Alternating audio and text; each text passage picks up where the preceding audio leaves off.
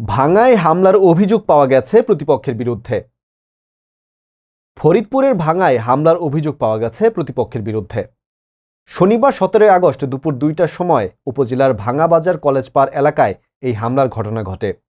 অভিযোগ সূত্রে জানা যায়, দীর্ঘদিন যাবৎ শহীদ খানের সাথে আয়নাল মাতুব্বর গংদের সাথে বিরোধ চলে আসছিল।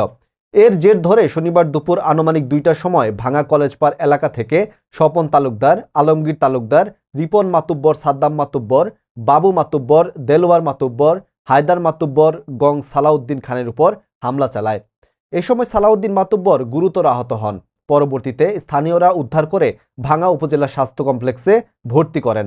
এই বিষয়ে প্রতিপক্ষ রিপন মাতুব্বর হামলার অভিযোগ অস্বীকার করে দাবি করেন, শহীদ খান পরিকল্পিতভাবে আমাদের উপর হামলা করছে।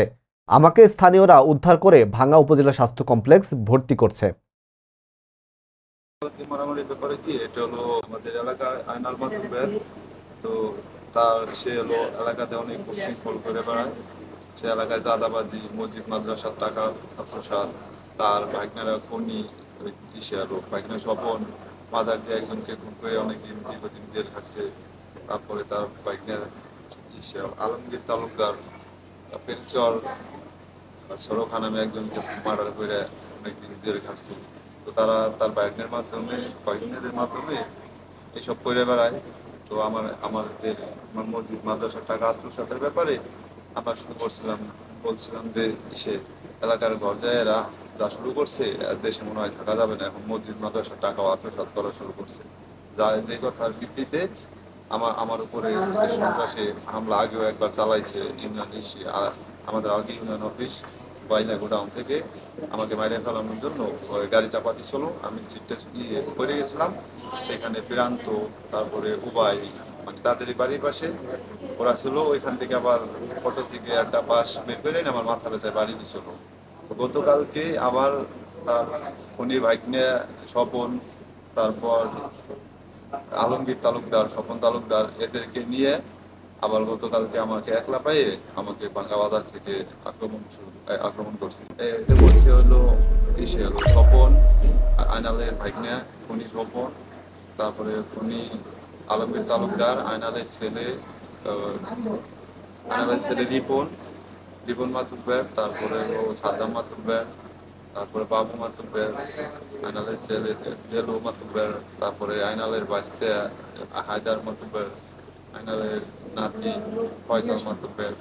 এরা আর কি দলবদ্ধভাবে আমাকে ভাঙ্গা একা পায়ে আমাকে অ্যাটাক করে। তারা আমার মাথায়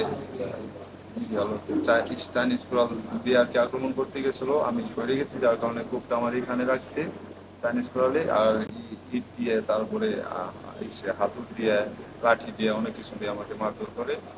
এই যে মাথার মাঝখানে এইখানে হাতুড় দিয়ে বাড়ি দিয়েছে, এই হাতুড়, ইট আর কি দিয়ে জানি আর কি আমাকে অনেক আঘাত করছে। তো আমাকে অনেক মারধর করে। তো তখন আমার বন্ধু বান্ধব বাপরা তোরা ঠেকাইতে আসে ওরা দেখা, তারপরে মাথায় এখানে অনেক ফাইটে গেছে, অনেকখানি সেলাই লাগছে, 4-5টা সেলাই। আমি অনেক অসুস্থ। এই আক্রমণের জন্য আমি এটার আইনগত ব্যবস্থা নিতেছি। তো আমি এটার বিচার চাই। এটার তদন্তের মাধ্যমে এটার সঠিক বিচার আমি চাই।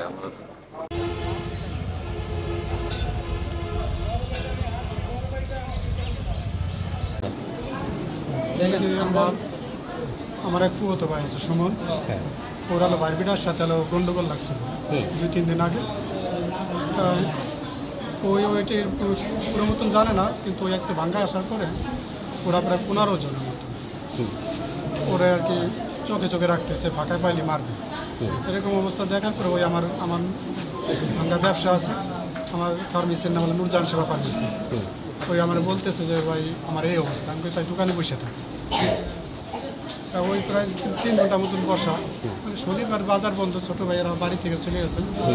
পরে আমি দেখি ওরা যায় না, মানে নজর কাড়ে না, মানে সবসময় ফলোতে রাখতেছে। ছোটো ভাইয়ের ফোন দিলাম, সকালে ফোন দিছে যে ভাঙ্গা। ওই আসার পরে আমি কলাম কি ফোনটা বাড়িতে পৌঁছে দিই।